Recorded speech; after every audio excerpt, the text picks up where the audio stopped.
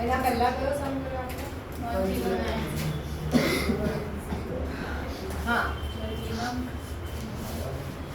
Arvind Limited issued 20,000 shares of rupees 10 each at a premium of 2 per share PMM. On application rupees 6, on allotment rupees 3 including premium, on first call rupees 2, on second and final call rupees 1. Applications were received for 30,000 shares. Application for 6,000 shares were rejected and pro rata allotment was made to the remaining applicants. જીનમ વાંચી ગયો અને હું કરી ગઈ હા હવે તમારે સમજવાનું જીનમ અટક્યો નહીં Abhay, who was allotted 500 shares, failed to pay allotment money. કયો વર્ડ છે allotted ક્રોસ શેનાથી થાય allotted તો અહીંયા ક્રોસ કર્યો 500 કોના શેર્સ છે Abhay. Abhay On his subsequent failure to pay the first call, હા his shares were forfeited. હા Of this, 300 shares were reissued as fully paid up for rupees 6 per share. For rupees 6 per share. Rupees 6 per share, fully paid up.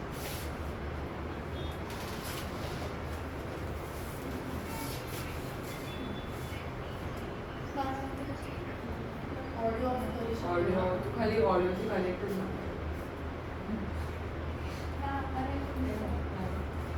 ચાલો હવે table complete કરીશું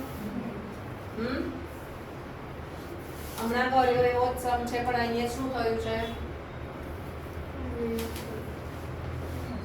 ના વચ્ચે forfeit થયા છે બાકી સેમ છે અહીંયા 6 અહીંયા 6 ચાલો એટલે આને આમ અને આને આમ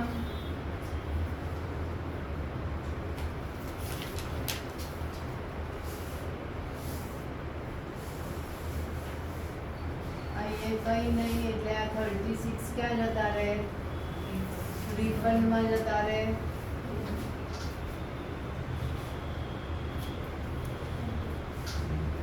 અહીંયા કેટલા આવશે 24,000 ટોટલ કરી દો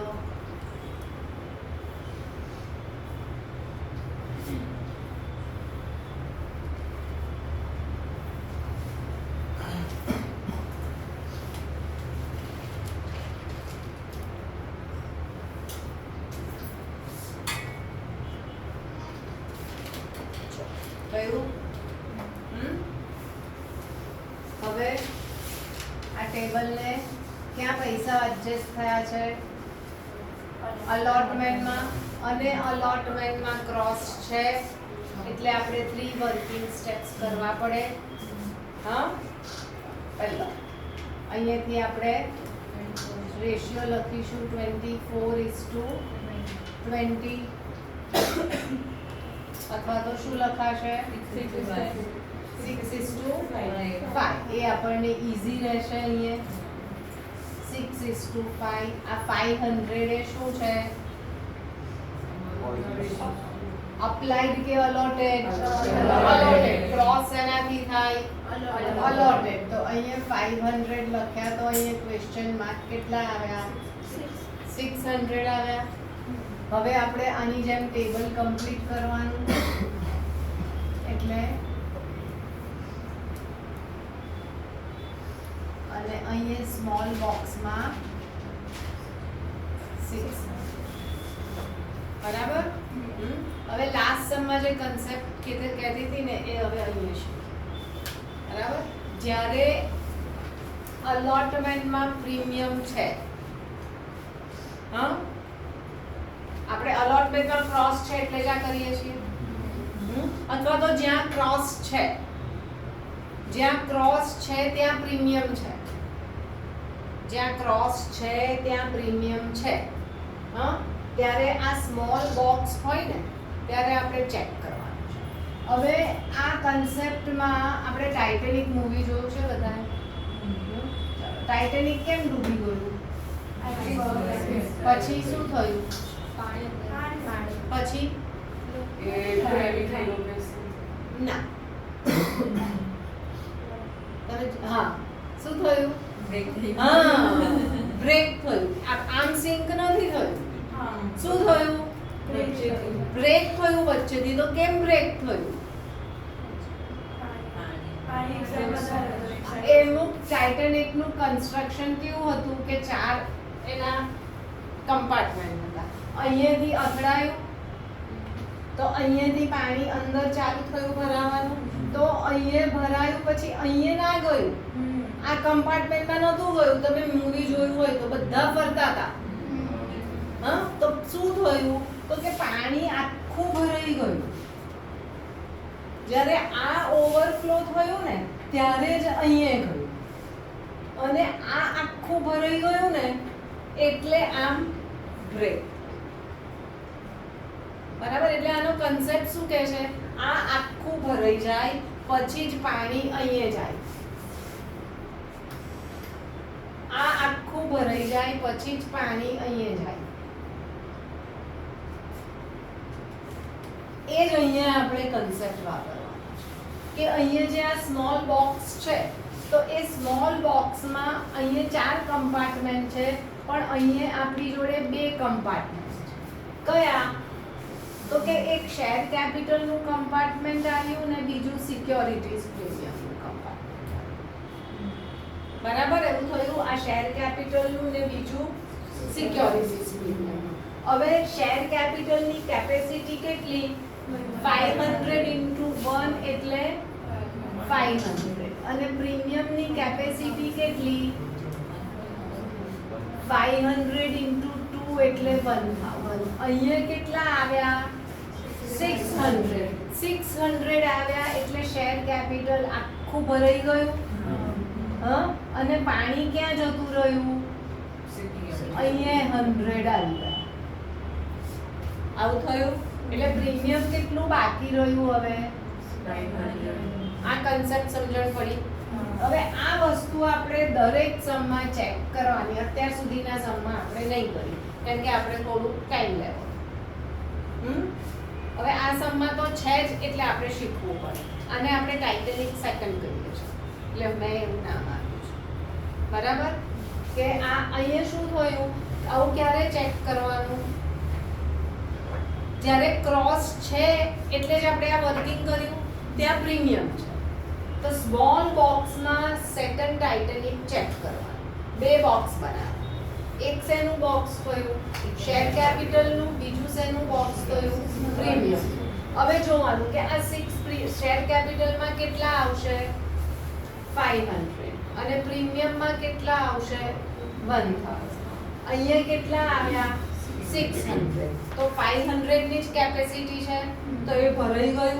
ભરાઈ જાય પછી જ ઓવરફ્લો થયું અને ક્યાં ગયું? પ્રીમિયમમાં. તો પ્રીમિયમની કેપેસિટી 1000 ની. એમાંથી પ્રીમિયમમાં કેટલા મળી ગયા? 100. તો હજુ પ્રીમિયમ કેટલું બાકી રહ્યું? કયું આ કન્સેપ્ટ? ચલો હવે second step. Amount to be paid by Abhay on allotment. કેટલા છે? 500 into 3 એટલે 1500. એમાંથી અભયે કેટલા પે કરી દીધા? 600. અરબા તો ક્યાંથી લાવવાનું? પણ તોય સની તો છે જ નહીં. ચલો એટલે કેટલા આવ્યા અહીંયા? 900 એ શું છે? Not paid. ચલો આ તેની ફિગર થઈ. કોઝિનેરિયસ એટલે 4 ફીચરની એન્ટ્રીમાં અગેન્સ્ટ અલોટમેન્ટ લખાશે. કયું એવું? હવે third entry amount received on allotment. ચલો કેટલા શેર્સ છે 20,000 into 3 એટલે 60,000 એ માઇનસ adjusted કેટલા adjust કર્યા 24,000 માઇનસ not paid. See આ તો દરેક સમમાં આપણે આ જ કરીએ છીએ, આ જ વર્ડિંગ છે, બધું આ છે બરાબર, કોઈ જ ડિફરન્સ નથી. એટલે બેઝિક વસ્તુ પ્રોરેટાની આ જ રહેવાની. કેટલા આવશે આ શેની એન્ટ્રી થઈ 4, આ શેની થઈ 3rd, આ ફર્સ્ટ, આ સેકન્ડ માં ક્રેડિટ થયું. ચલો હવે જર્નલ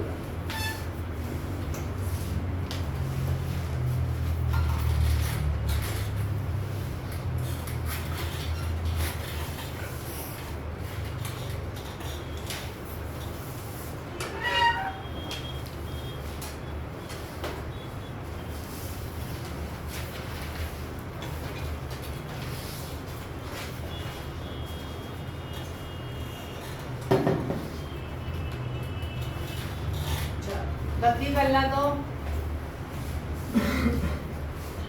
હવે તો આપણે છે ને લખી જાવ 6 સુધીની એન્ટ્રી. ચલો ફાસ્ટ અને પોઝ કરી દે. આપણે કઈ એન્ટ્રી આવ્યા 7. 7 શેની એન્ટ્રી છે ફોર્ફીચરની એન્ટ્રી શું થઈ equity share capital, securities premium, 2 FS, 2 allotment, 2 first. બરાબર. કેટલા શેર ફોરફીટ કર્યા 500 into 9 પહેલાનું શેર કેપિટલ નું ટોટલ કેટલું છે 9 બરાબર. હવે સિક્યોરિટીઝ પ્રીમિયમ માં શું કીધું જેટલો ક્રોસ હોય એ જ લખાય. આપણે શું લખીએ છીએ 500 into 2 એટલે કેટલા આવે પણ અહીંયા 1000 નહીં.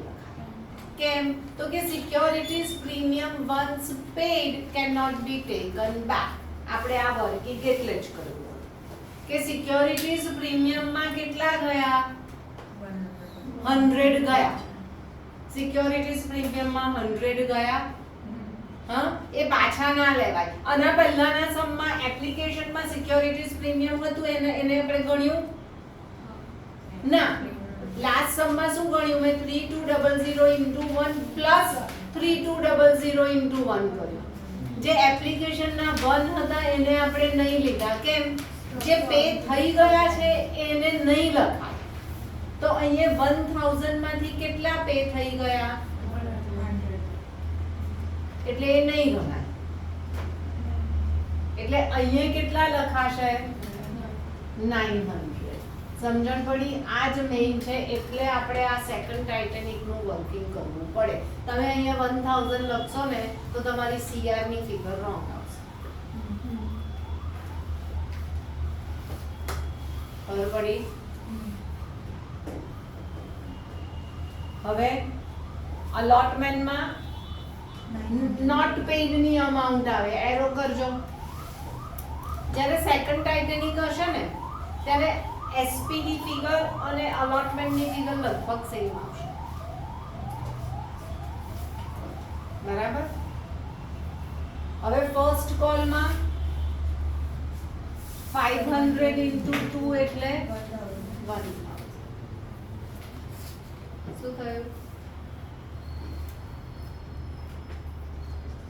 તો FS માં કેટલા આવ્યા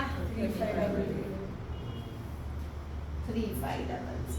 હવે આ FS એવું કીધું તું આની જોડે ટેલી થાય પણ નહીં થયું. કેમ નહીં થયું? 100 પ્રીમિયમ અહીંયા મળી ગયું એ અહીંયાથી માઈનસ કરવું પડે. કારણ કે FS એટલે કઈ figure paid up against share capital. ખબર પડી? આટલું બધું અન્ડરસ્ટેન્ડિંગ તમને આ સમ્સ માટે નહીં જોઈશે કે આ ક્યાંથી આવ્યું શું આવ્યું. MCQ માટે અને બેલેન્સ શીટ માટે. હવે લખો હવે તો ઈઝી છે ના રીઇશ્યુ ક્યાંથી હજુ તો ફાઇનલ કોલ ની એન્ટ્રી કરવાની બે ચલો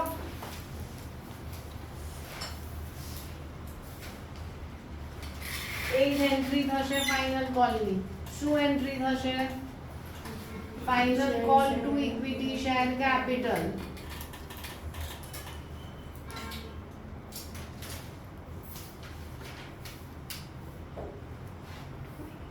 કેટલા લખ્યા 20,000 નહીં આવે 500 શેર ફોરફિટ કરો છો તો એ અહીંયાથી માઇનસ કરવા પડે કારણ કે હજુ એને રીઇશ્યુ નથી કર્યા એટલે 20,000 minus 500 into 1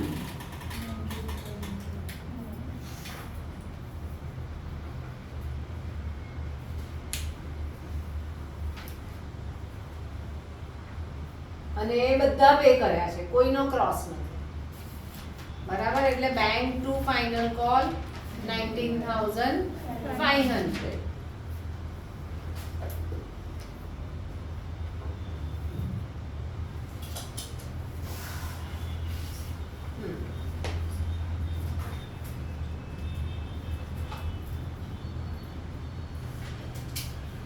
ચલો થઈ ગયું અને પોઝ કર